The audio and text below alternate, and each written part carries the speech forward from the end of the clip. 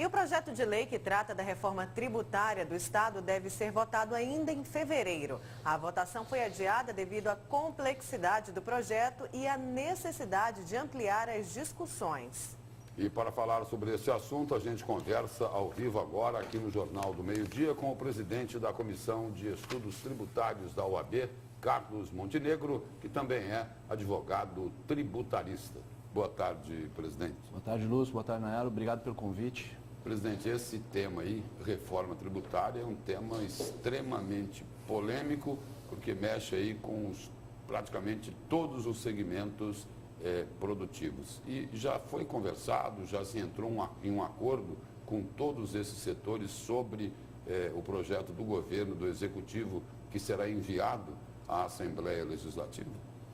Realmente o tema reforma tributária, além de polêmico, é extremamente complexo. E como você bem disse, abrange uma série de segmentos, abrange aspectos governamentais, tem aspectos legais a serem considerados, aspectos econômicos e aspectos sociais. E a reforma tem que ser vista sob esse prisma para que possa ser sustentável, né? Então não adianta nada a gente ter uma reforma que traga uma arrecadação muito grande, por outro lado, possa degringolar a economia e o lado social. Então ela tem que ser feita de forma harmônica.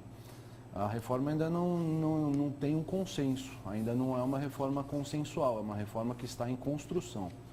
Essa construção se iniciou ano passado, as conversas estão sendo travadas com os segmentos, sob o aspecto, tanto sobre o aspecto jurídico, como o aspecto econômico, né? A OAB entrou na discussão justamente para tratar exclusivamente do aspecto legal, do aspecto jurídico, de forma imparcial, de forma técnica. O governo tinha encomendado aí um estudo sobre a reforma tributária para a Fundação Getúlio Vargas, e esse estudo aí iria embasar o projeto dessa reforma. Esse estudo ficou pronto? Então, a Fundação Getúlio Vargas apresentou um primeiro modelo de reforma, uma proposta que foi tida inicialmente como muito utópica, né? E posteriormente foi apresentado um novo modelo, uma nova versão, que foi tida como mais realista. A partir dessa nova versão que os debates foram fluindo de forma mais consistente. E para nossa surpresa, a discussão acabou quando veio uma terceira versão que não tinha absolutamente nada a ver, e essa versão partiu do governo, que não tinha absolutamente nada a ver com a primeira versão e com a segunda versão que estavam em discussão. Então a reforma naquele momento travou, foi uma das razões pelas quais ela não foi aprovada no passado. Então se deliberou que ela ia ser discutida esse ano. Então, e também se deliberou que ela retornaria para a discussão no segundo modelo que as discussões estavam fluindo normalmente.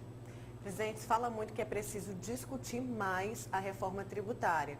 Onde seria o palco dessa discussão? Está faltando discutir com a sociedade ou com o setor de comércio aqui do Estado? Na verdade, a reforma ela abrange comércio, agronegócio, indústria, e os aspectos econômicos, né, têm que ser negociados e conversados com os segmentos. Então, precisa haver um largo debate sobre isso. Sob o ponto de vista jurídico, a reforma já estava praticamente finalizada, faltavam aí detalhes, né? Porque existiam ainda pontos de inconstitucionalidade que ainda precisavam ser corrigidos. Só que ainda falta muito debate. Com relação ao palco, eu entendo que o palco ideal seria o Executivo, porque era no Executivo, ainda junto à Secretaria de Fazenda, que as discussões estavam sendo travadas. Se esse projeto for remetido para a Assembleia Legislativa cru do jeito que está, pode vir a sofrer emendas muito pesadas. Né? E na Assembleia Legislativa, qualquer emenda pode impactar o orçamento que foi previsto para aquele projeto que foi enviado. Então, eu entendo que a gente deveria finalizar essa discussão no âmbito do Executivo. Encerrada a discussão, finalizado o projeto, vamos encaminhar para a Assembleia, daí para que possa ser melhorado. A Assembleia vai poder melhorar ainda esse projeto, mas o impacto orçamentário estaria resguardado. O senhor quer dizer aí que esse projeto, necessariamente, obrigatoriamente, ele tem que ser discutido, avaliado e analisado pela Assembleia Legislativa. Sem dúvida. Mas ele não pode chegar lá com tantas polêmicas pendentes. É mais ou menos isso. Exatamente isso. Existem ainda polêmicas em relação, polêmicas jurídicas, né? Tanto é que a OAB fez 2 pareceres elencando os pontos específicos de ilegalidade e constitucionalidade que necessitariam de revisão e também pontos econômicos que ainda são polêmicos. Basta dizer que a própria alíquota do imposto ainda é, de certo modo, uma incógnita, né? Então, os segmentos ainda não sabem exatamente como serão tributados. Então, um projeto cru ainda, né? Indo para a Assembleia do jeito que está, pode ser prejudicial à discussão. Presidente, no fim do ano passado, o presidente Michel Temer disse que este seria um ano de discutir a reforma tributária nacional. Essa reforma ela pode atrapalhar a reforma aqui do Estado? Veja bem, já se fala de reforma tributária federal há muitos e muitos anos, né? De fato, a tributação no Brasil realmente precisa ser alterada, simplificada. E a reforma federal precisa acontecer. Mas eu não creio que aconteça a curto prazo, porque existem muitos interesses conflitantes. Basta dizer que a nossa reforma tributária estadual já tem tantas polêmicas assim no âmbito Mato Grosso. Imagine uma reforma tributária a nível nacional envolvendo todos os estados e mais que isso, envolvendo o ICMS de todos os estados. Então existe aí um potencial conflito de interesses que pode empacar um pouco essa reforma tributária nacional. A reforma tributária estadual, por outro lado, acredito que a gente não pode depender da federal para fazer a nossa. Até porque a forma de ICMS que está sendo cobrada hoje aqui no Estado para determinados segmentos vem sendo considerado pela Justiça ilegal e inconstitucional.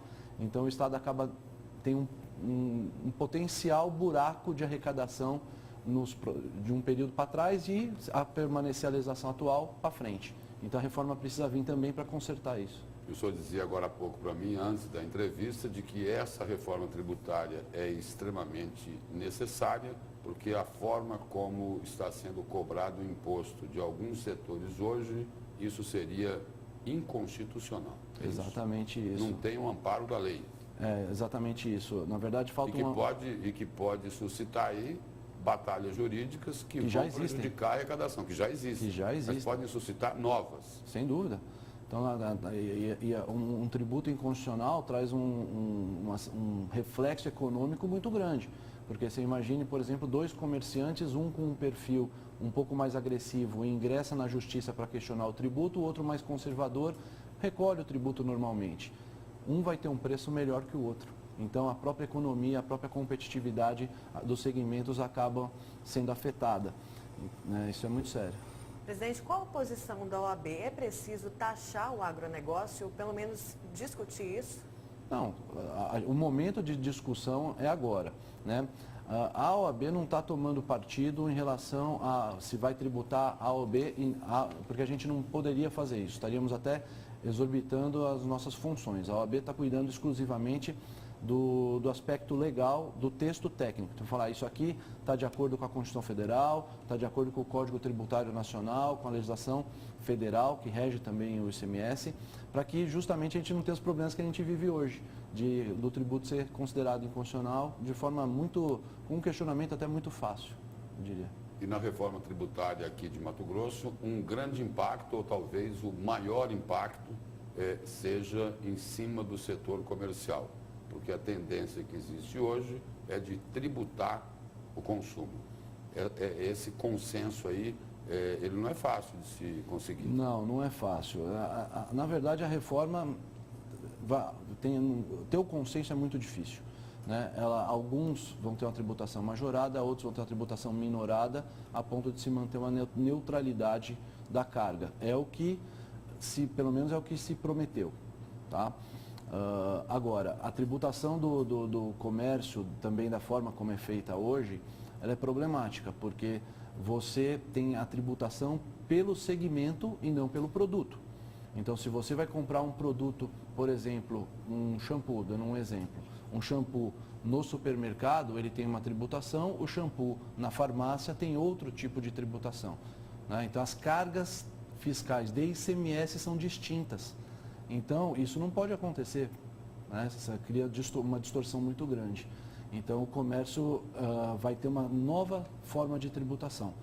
Se isso vai impactar ou não economicamente, daí realmente é uma negociação do comércio com o governo para ver como isso pode ser superado. O senhor chegou a falar que a reforma tributária é a única forma de evitar o não pagamento dos tributos com o apoio do judiciário, né? Sem dúvida, porque um contribuinte que busca o judiciário para não pagar um tributo inconstitucional não está errado. Né? Ele não está errado de buscar o apoio do judiciário para não pagar um tributo que ele considera ilegal ou inconstitucional. Então, ele deixaria de pagar um tributo com o apoio da justiça.